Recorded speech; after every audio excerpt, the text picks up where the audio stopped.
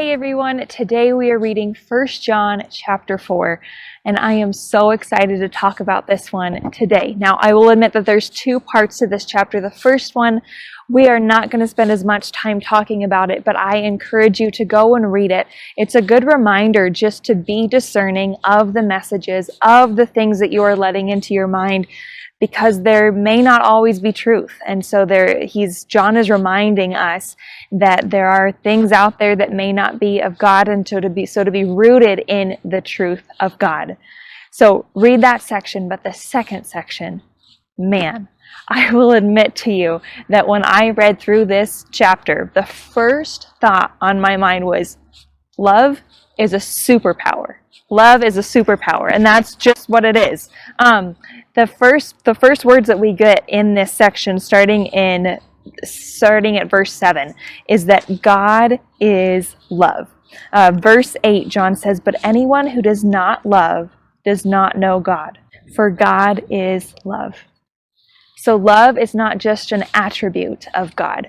Everything about who God is flows from love. I love what a commentary said that I read on this chapter. It says, love colors every aspect of his nature. And then God showed his great love for us. In verse 10, it says, "This is real love, not that we loved God, but that he loved us and sent his son as a sacrifice to take away our sins." So then how are we supposed to respond to this greatest act of love? And John goes on, it says, more love. You're supposed to respond with more love. In verse 11, he says, "Dear friends, since God loved us that much, we surely ought to love one another." We need to love others. And with this next one, man, the superpower level just keeps going up. In verse 12, he says, "No one has ever seen God, but if we love each other, God lives in us, and his love is brought to full expression in us." So John says no one has ever seen God the Father. He's too great. He's too glorious for anyone to see him. But listen closely to this. The closest that we could ever get to seeing God is by loving others. It is in those actions that his love, who he is brought to full expression.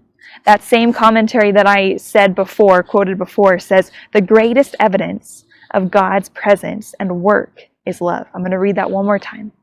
The greatest evidence of God's presence and his work is love.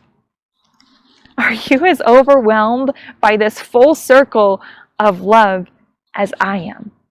So John goes on to say that as we continue to live in God, our love is made perfect. It's brought to maturity. It's made complete. And so love creates more love. And what did we just say? The greatest evidence of God's presence and work is love. So I don't know about you, but I want to see and be more aware of God's presence in my life. I want to see his hand. I want to see how he's moving and working all around us.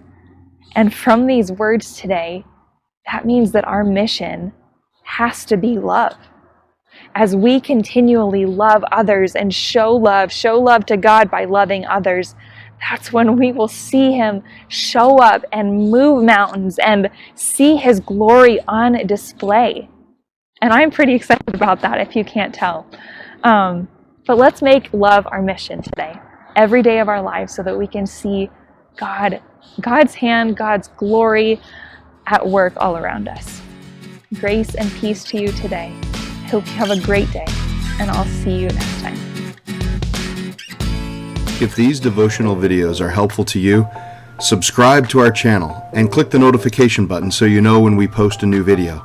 And of course, please share them with others.